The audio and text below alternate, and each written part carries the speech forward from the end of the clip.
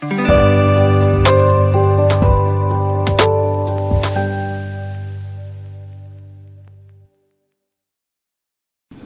we're back right here on the morning show on KOSW 91.3 FM, the sound of the shores. Streaming 24/7 at KOSWradio.com and simulcast on North Beach TV, channel 68.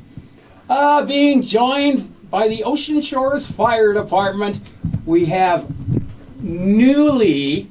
our new fire chief replacing Chief Ritter, or Chief Tyree, Chief Brian Ritter. Good morning, sir. Good morning. Glad to be here. Thanks for having us. And of course, she comes in quite occasionally.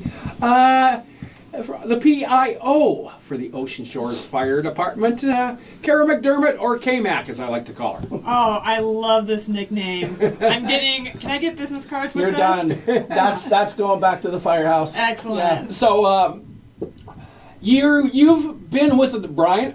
You've been with the department a long, quite a few years, over 20 years, is my understanding. About 20. I was hired in 04. Mm-hmm.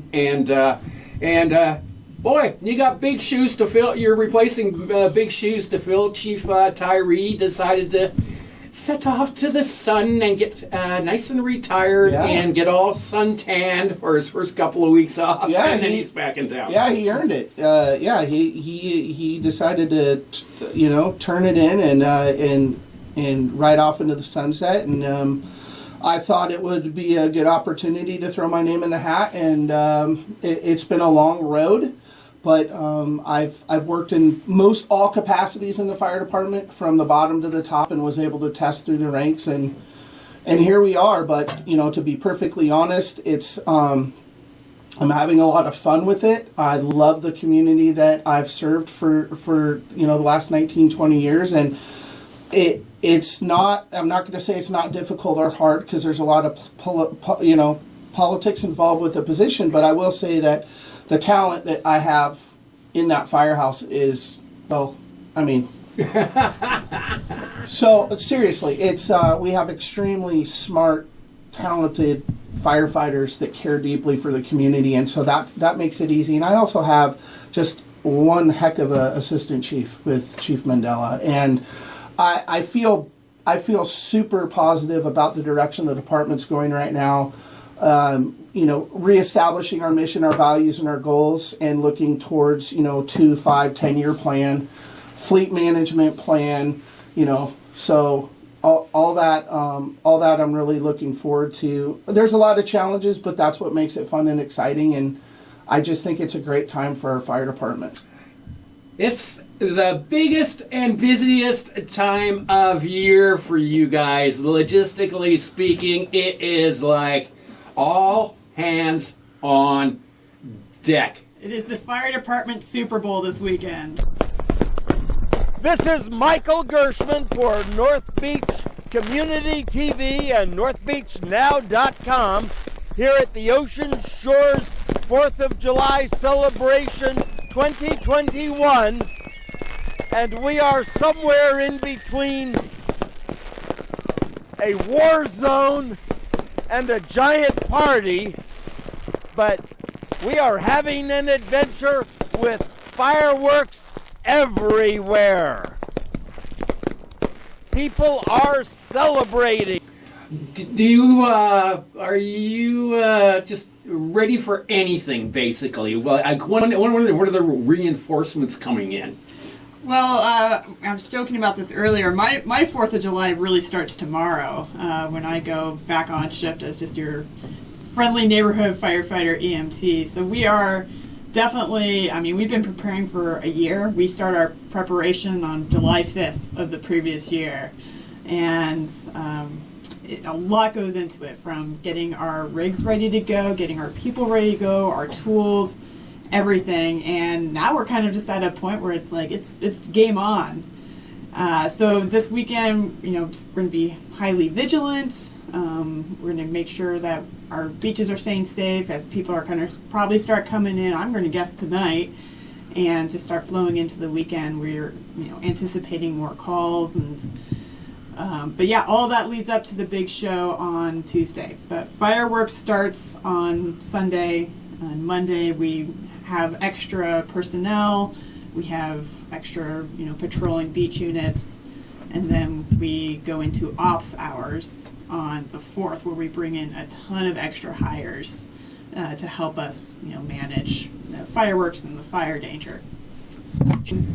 And with the amount of time you've been here, Chief Ritter, Yeah. would you say over the course of basically since you've been with the department here and going through all of these 4th of Julys, are the guests that come to town, do you find they're getting more well behaved, or does it seem to be that things are kind of slacking off a little bit and it's going to take some more learning? I think generally speaking, everyone's pretty, when we go out there and we make contact with the general public, tourists and visitors alike, everyone's pretty respectful.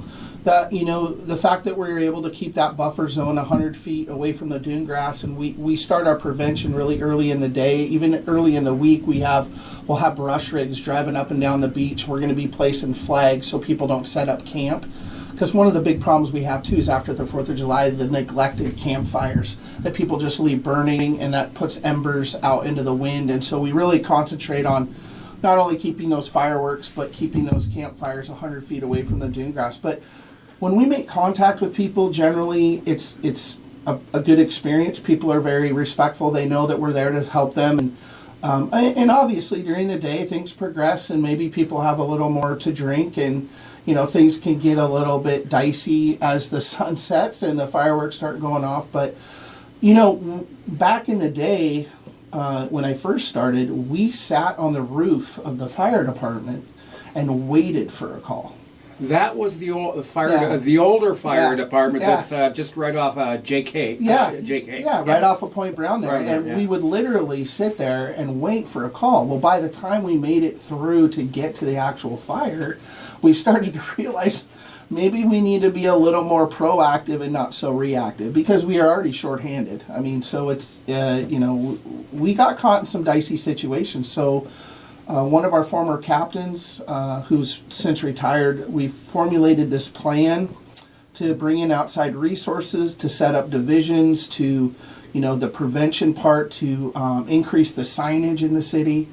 And really, honestly, sometimes it makes the firefighter's life a little boring on the 4th of July, but that's the point. We just want everyone to come, have a good time, and be safe.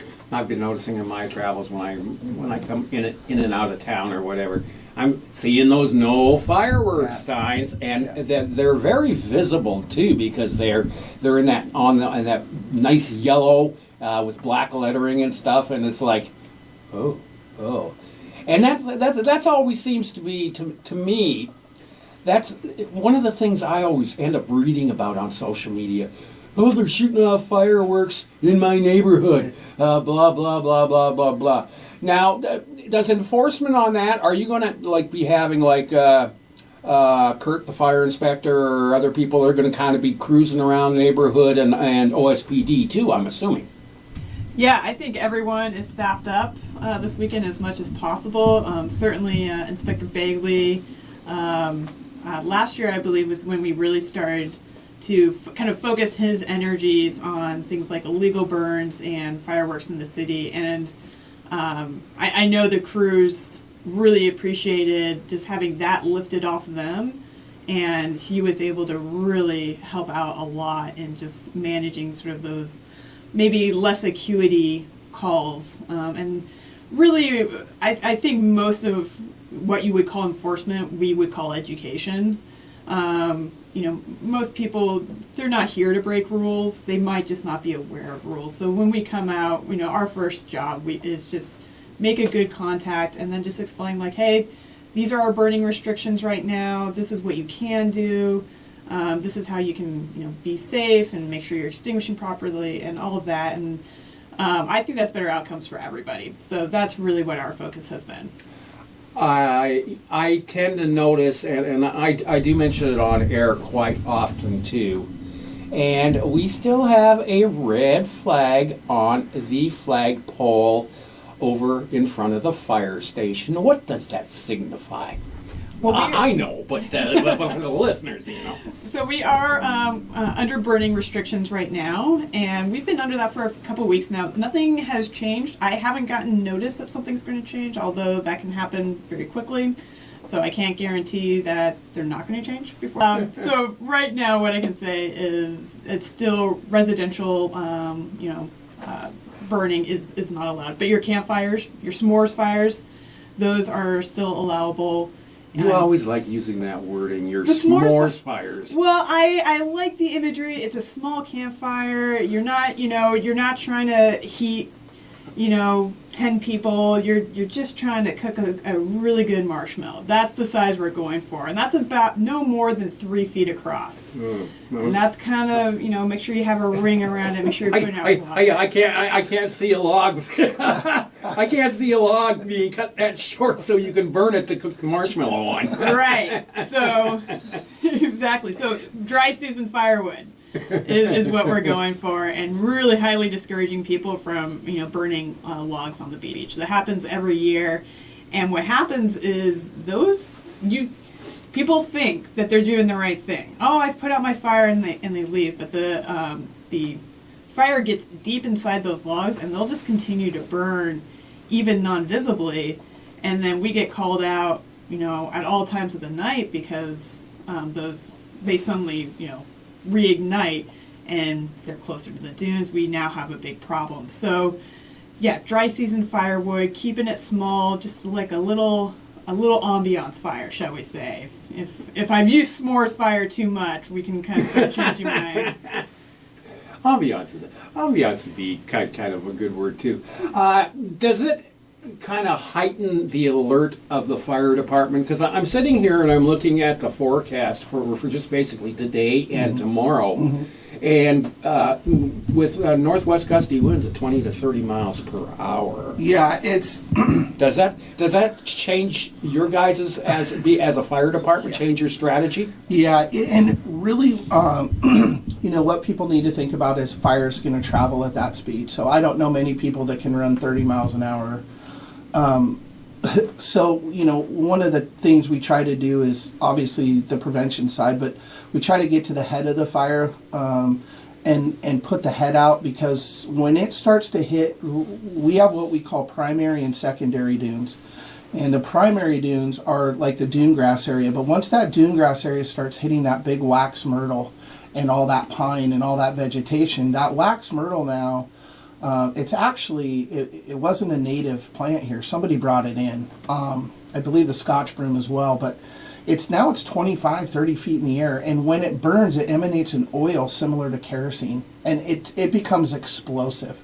So our goal is to, with that wind, and it changes that fire behavior really quickly. So our goal is to try to get between the structures and that interface fire, because a lot of homes, when you drive down Ocean Shores Boulevard or you drive down Sand Dune, and you see these homes, that wax myrtle is right up against the homes. And we've all seen the fires in California. We've all seen the massive streets and blocks of homes going up, and we want to avoid that at all costs. But that there's potential. There really is. If people have homes and they have the ability to clear away any combustibles, any shrubbery away from their structures, that really, it's called Firewise, and you can Google it.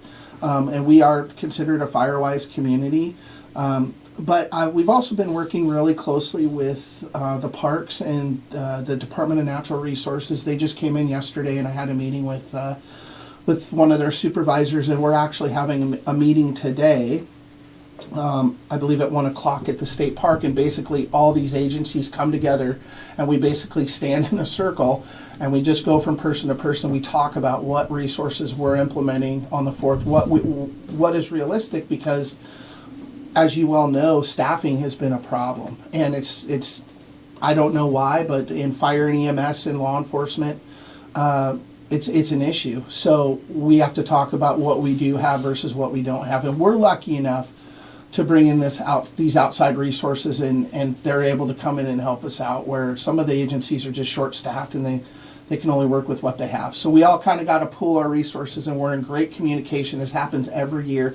It's a very well planned out event now, and it to the point where, you know, we feel as comfortable as we can initiating and getting the 4th of July going and making it safe for everybody involved.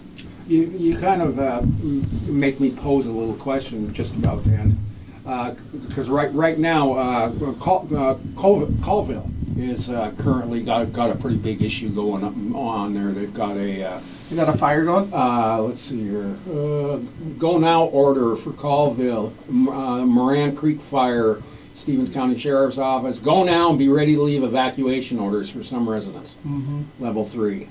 And now with that wax myrtle, you were saying because it secretes this kind of an oil when it burns, and you kind of made the comparison to kerosene. Yeah, it's almost like an accelerant. Now, if say if you one of the leaves fall off of the tree, and it might have a flame, a little bit of a flame, and so that can totally spread things out, right? Yeah, I mean, I'll be honest. If you think about the winds that you're talking about, dry conditions, so low relative humidity, and you talk about resources, you know, the potential is high for things to get a little wild and crazy. So we have a bulldozer. I was going to ask you about that. On standby for the 4th of July operation period. We have a dozer operator and we have a dozer, and if we got to start cutting line between structures, then we will, and that's what it's for.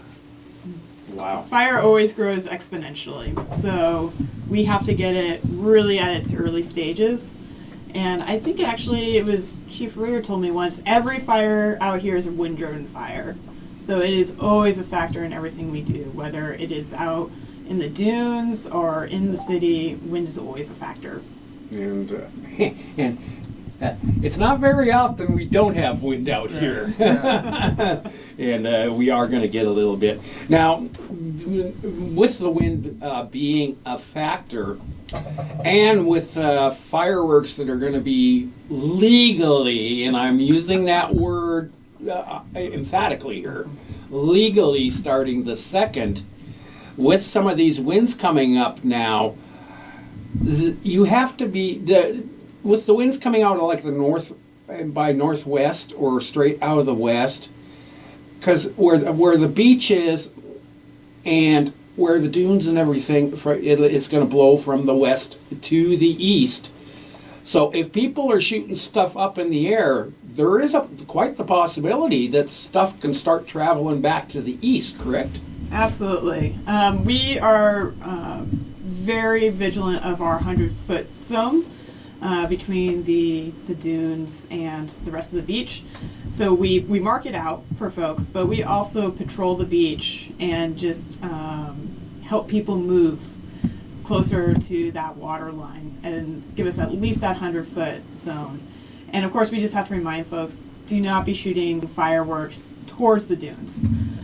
You know, they should be going either straight up or towards the water, but absolutely not towards those dry dunes. And obviously not towards anybody else either. One of the things we see every year too are those lanterns. Oh. And if you want to get my attention, I just stare at that thing and I don't take my eyes off it. And we've had a couple starts from those. Absolutely. Because they go super high and then you just watch them and you know it's going into the city or you don't know where it's landing. So I'm not crazy about those lanterns. But those are illegal. Those are illegal. Right. The other thing too is it's hard to see where the fire is from the ground, right? Because we all know we've walked on the beach and looked up in the dunes. So I have a viewpoint from the Lighthouse and then Suites. We're using a deck for incident command on the North Division, so binoculars. We're always looking above down too, and he's playing forest ranger. Right, yeah, it's basically a fire watch. Yeah, no joke. And then I have crews stage on the beach approaches, standing on top of the engines, and they're constantly scanning. That's what everyone's doing. We're just looking for that first plume of smoke, and that way we can get on it now. And we have great We have great equipment to do that. You know, you've all seen that Hummer, and then we got a rig from the military and so between that and the other vehicles that we have and the outside resources, we've done a fairly good job getting fires licked pretty quick. And we also have dumpsters that are being placed on some of the beach approaches. And the idea with the dumpsters are we fill them with a little bit of water. People put their garbage in. Before, it was just piles, and it would obviously catch fire because they put their hot fireworks in there. So to avoid that, we have a containment unit in place where it won't get out of control. And again, the prevention part. So with a minimum of 5 beach approaches too, logistically, or do you find yourselves being spread a little thin? we have divisions, and that's a great question. We've split up. We have a North Division and a South Division. So each division has a division officer, North Division and South Division, and they have a complement of an engine, a wildland crew, all that. So, and then if we have a problem in North Division, South Division can send up some resources and vice versa. So it's very well organized. We have a lot of paperwork and cell phone numbers, and we know who's on what rig and who the officer is and what radio channel and what the weather is and what the tides are doing and what resources we have. It's very well orchestrated. A lot of people don't know that, but it is very well planned between law and fire and the city. And speaking of tides, Kara, you were just kind of looking at tide reports a little bit ago. What are the tides going to be like on the 2nd, 3rd, and 4th? Yeah, this is something we always keep an eye on. It looks like on the 2nd and 3rd and 4th, it looks like our low tide is kind of in that 8 p.m.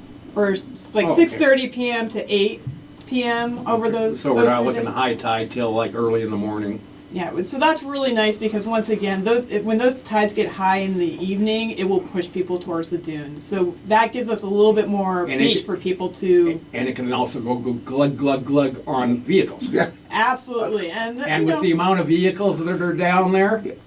There's always some that they'll get stuck. Highly recommend before you hit the beach is one, know your approach, know where you came in on the beach, and which direction you went, about how far you went. And I always just recommend keeping a Post-it on you and actually writing that down, because if you get to a point where you need to call for help, you will not remember that. It becomes hard for us to find you or one of our friendly tow companies. So I also recommend writing down some numbers of tow companies because we can't tow, just in case you get into trouble. Let's see, 1, 2, 3, 4. I can think of 5 of them offhand that'll come and help get you unstuck. And I am sure they are also staffing up for the weekend and making sure that they have folks available. And it's not like our beach has signs where the beach approaches are on the beach itself saying, okay, this is this approach here, and you mosey on down, oh, this is the Butterclimb approach right here, blah, blah, blah, blah, blah. I mean, honestly, just take a look at your mileage on your car as you're getting the, you do your little trip counter there. Those are kind of the little tips and tricks that I've learned over the years. Also, I like it when folks have big signs or flags or something that distinguishes their car. Because if you tell us, hey, I'm in a white car with my hazards on, that does not give us enough information to work off of, I promise you. So having something that distinguishes, one, we give you style points. So, I mean, there's that. But also it will help us find you quicker. And actually, Ritter made a great point this morning. If you do run into trouble, maybe you get a burn or a minor injury, it's so helpful to us if you're able to either get to an approach or actually just come all the way into our fire station, which is going to be manned. Now the aid room will be open. Oh, yeah. Aid room is always open, and our station will be manned, and that helps us not try to move around too much on the beach where it's super crowded, there's a lot of chaos, trying to find you for something that we can treat much better at our aid room, or even we keep first aid at our approaches too. You'll see our big engines. Those are going to be staffed with firefighters, EMTs, medics, so that's a place you can go instead of trying to get us to come to you for those lesser injuries and saving our saving those resources for the higher stuff. Now, they probably will come to you if they end up blowing off like 3 fingers or something like that. I would hope so. That's what we're here for.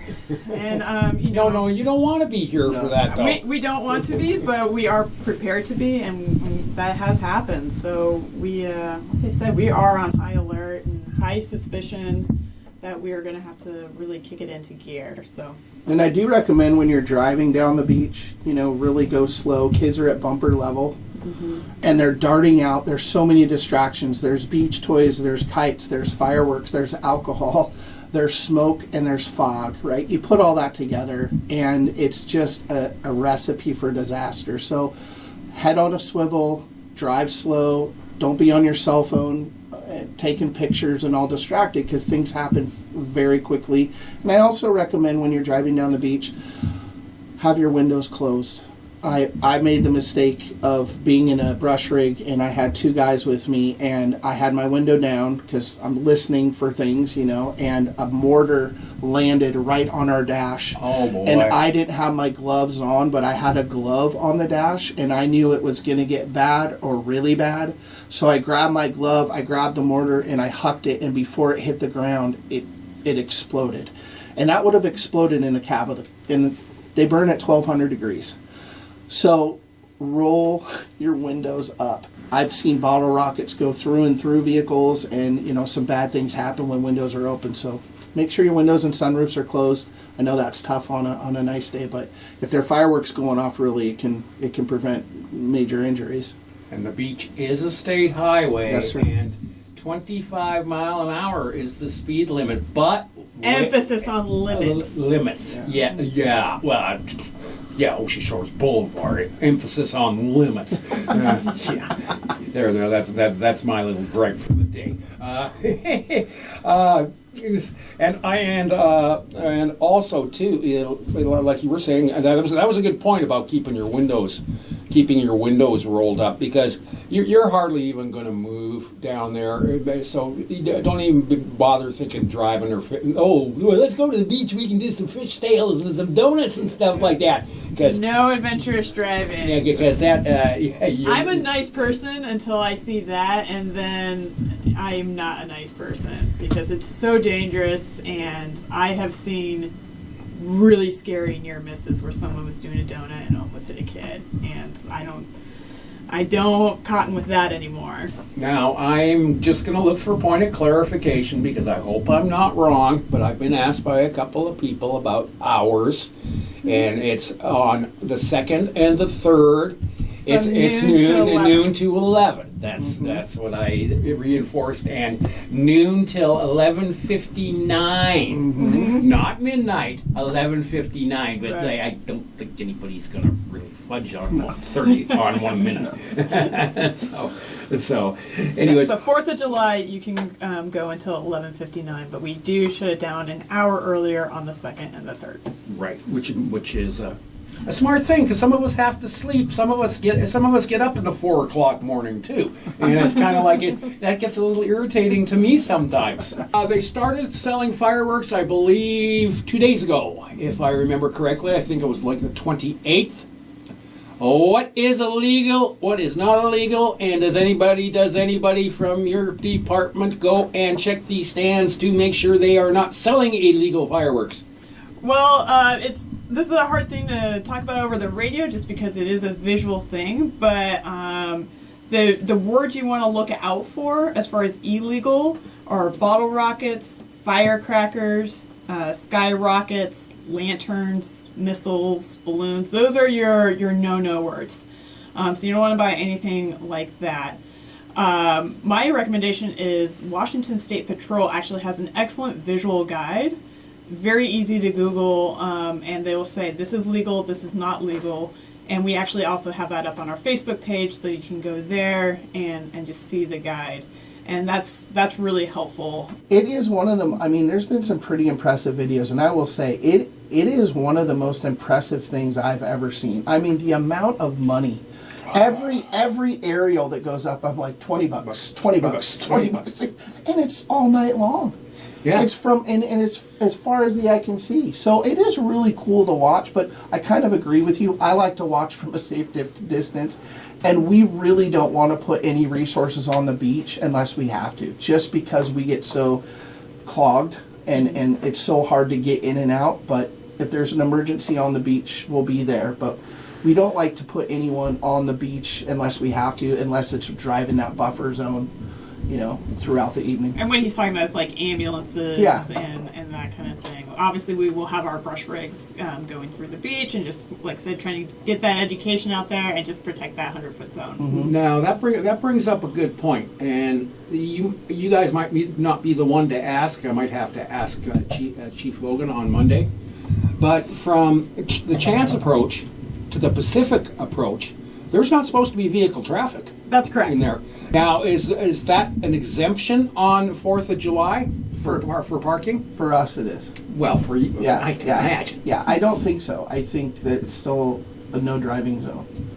But I can't be positive. You would have to ask Nikki on that. But it generally has been kind of off limits, except that's kind of our thoroughfare, how we get from the north to the south division. So for us, it's still open, but I believe it is going to remain closed. But you should confirm that with Nikki. Yeah. Okay, I'll do that because we'll still And if I can still have use time that to do as that. a segue, Yeah. those approaches are our lifelines. Do not block Yeah. and do Please, not park in them. Yes, and every year it's a bit of a losing battle for us, but having that ability to get on and off the beach and into the dunes, that's how we access the dunes, is so critical for the work we do, that we're really asking folks to keep those approaches clear.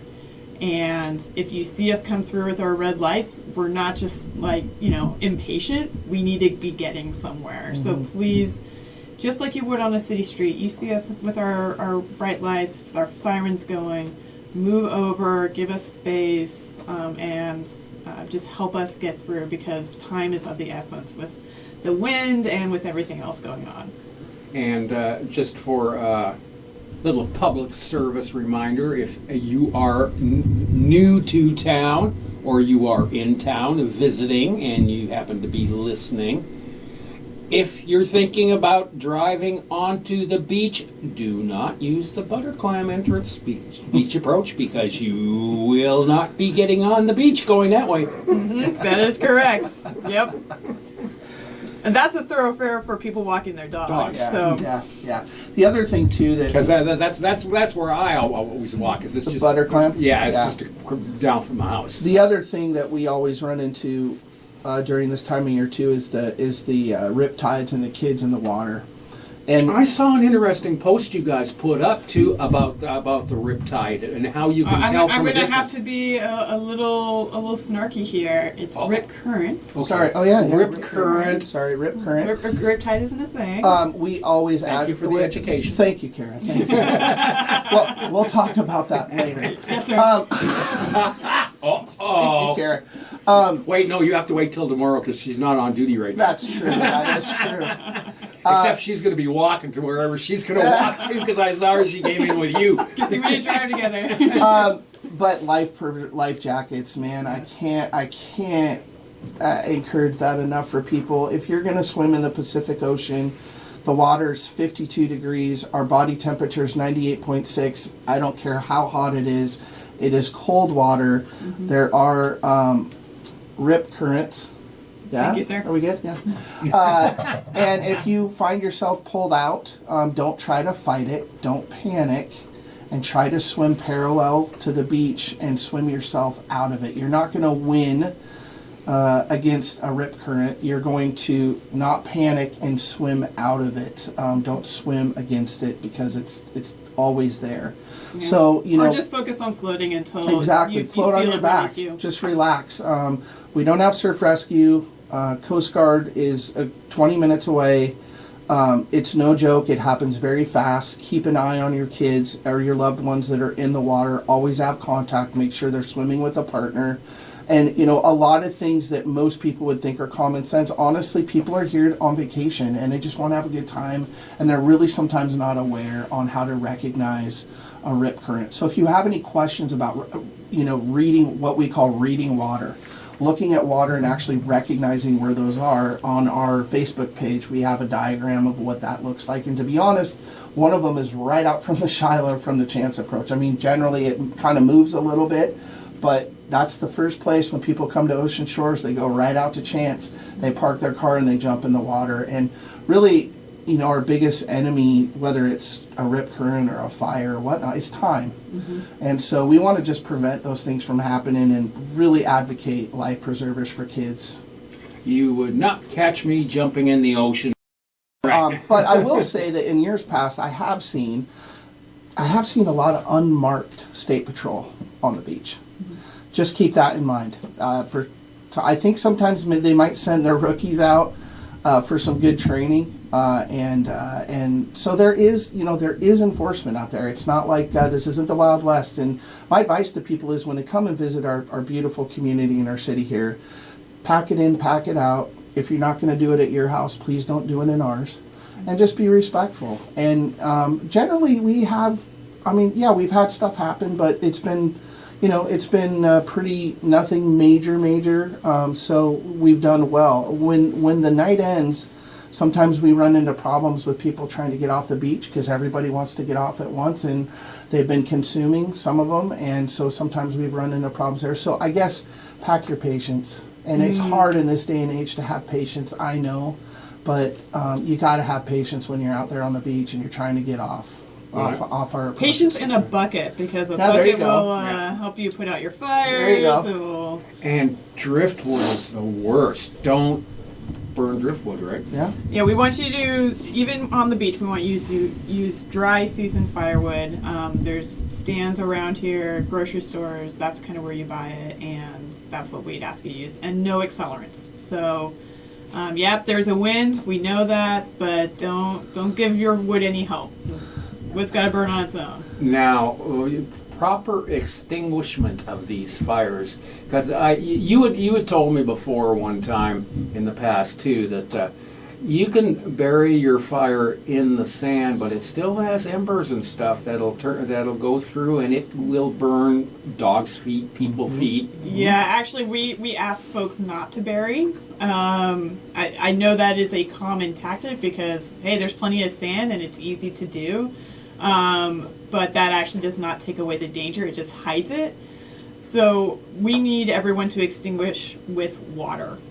And I will quote... It's not like there's a lack of water. Right, and that's why I say bring a bucket. I mean, the bucket's everything for you. But Caleb Towery always used to say to me, if it's too hot to touch, it's too hot to leave. So often people just bury it and we're like, okay, I'm done. No, we need you to extinguish with water, make sure it's fully out, and that's another reason why we don't want you burning those driftwood logs, because it's almost impossible for you to put those out. We will have a log reignite over and over and over again, even after we've come out and drowned it with our equipment. So just use a nice small firewood and the s'mores fire, which I know you love it when I say s'mores fire. So When you drive down the beach, when people are getting set up, like Kara said, like right now, people are coming, you can see some pretty impressive setups that people have. I mean, they're coming in with truckloads of wood. They're building these huge pole wind blocks. I mean, they have this down to a fine science. So what we try to do is catch them while they're under construction. And just educate them on, hey, that truckload of pallets you just pulled up with, what are you going to do with those? You know, yeah, so we want to keep those fires. They do become a problem. We spend, I want to say at least 3 hours after midnight. We're running up and down the beach, you know, putting those fires out. But, you know, I've seen cars on fire. I've seen couches on fire. I've seen, 15 pallets in the air on fire, and and a mob of people that maybe aren't too happy when you show up. It's a little intimidating, and can be a safety factor. But generally, people are pretty respectful, and they understand that we're here to keep them safe. And but yeah, so we try to get them early. on a wetsuit. Yeah. Yeah. And it's pretty cold. And I want to just piggyback on that. One thing that I see, when we talk about supervising swimmers, it needs to be close proximity. And often, we might have folks that are like, oh yes, I'm watching, my young or my inexperienced swimmers, but they're up the beach a little bit. Maybe they're sitting down in front of the fire and they've got an eye on, but really, when we talk about supervision with ocean safety, you need to be right there with them in the water, because things happen so fast, and you just never take your eyes off, your people that are in the water, and that's the thing I would want to make sure we emphasize as well. Right. And when people tend to come to ocean shores, especially for this particular, it's not technically a long weekend, but probably a lot of people are probably going to be taking Monday off too. A lot of people will find themselves kind of looking around, looking at the scenic and the sights, and they'll find themselves down at the jetty. What should they know down there? Well, the jetty was not built for climbing. As tempting as it is, that's really not what it's for. It's pretty dangerous up there. We do rescues off the jetty every year, and some of those can be pretty bad, can be pretty gnarly, scary things. And I remember one rescue I did off of the jetty. It took every single firefighter that was on duty and every police officer that was on duty just to get them off the jetty to a place that we could transport them, get them to a brush rig. So it is a huge resource ask for us to rescue off the jetty. It's slippery, it's sharp, there's lots of crevasses and holes. It's pretty dangerous. So, and also, as we're talking about rip currents form around things like jetties and sandbars. So the water down there is also pretty dangerous. So high degree of suspicion down there.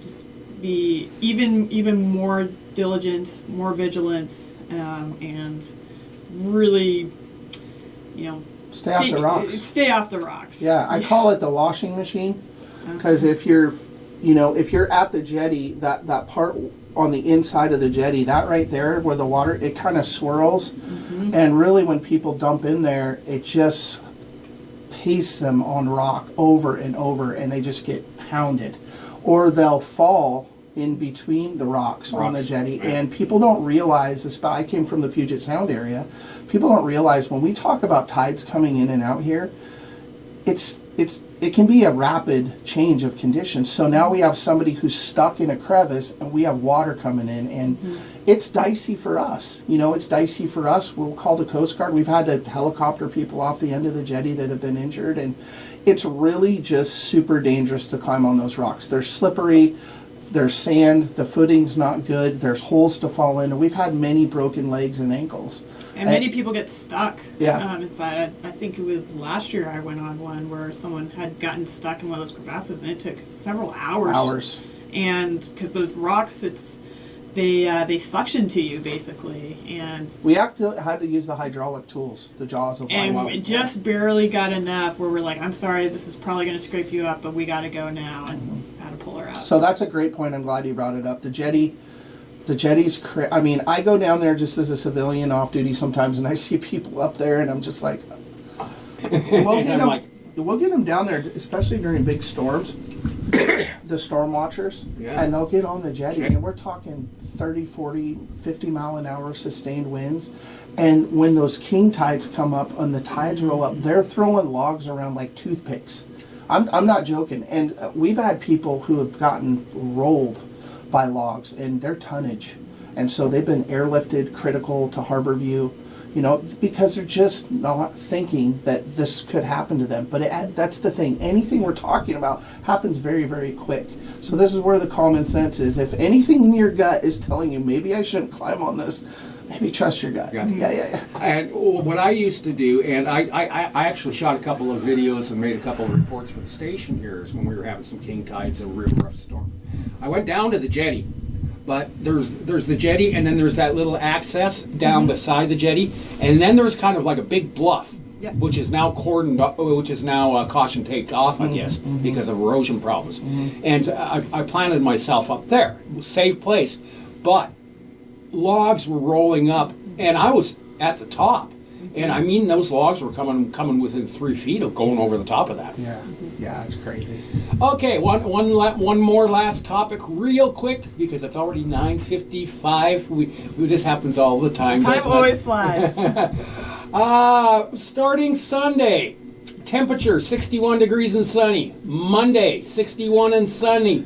Tuesday, 65 and sunny.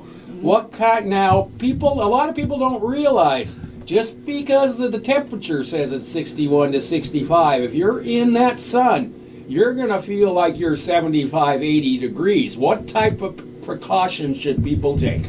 Hydration. Sunscreen.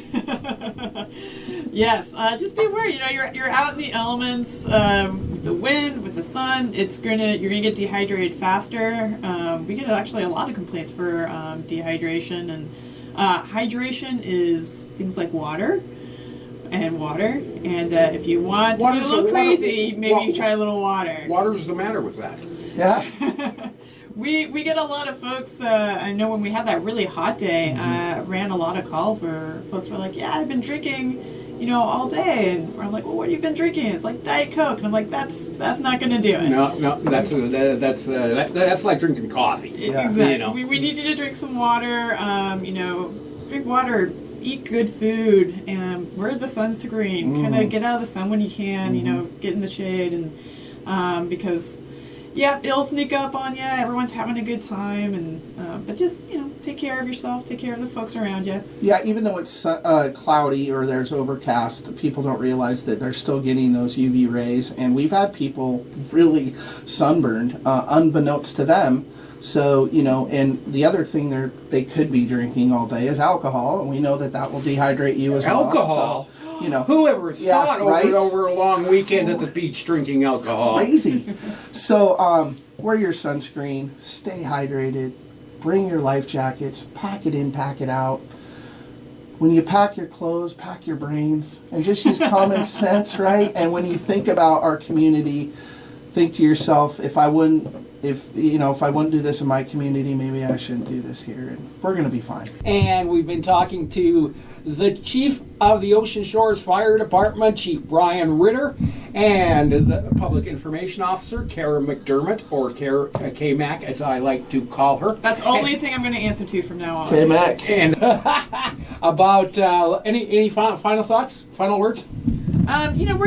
We are excited to host 4th of July, although it can be very stressful for us, and we prepare for it all year. We really do love to see people enjoying the community, and we just want to welcome everyone out for a safe and fun time. That's what we're here for. We want you to have a safe and fun time, and we just really appreciate all the people that have partnered with us. Those can be our residents, our visitors, our hotels did a really big push to get the information to all of their guests.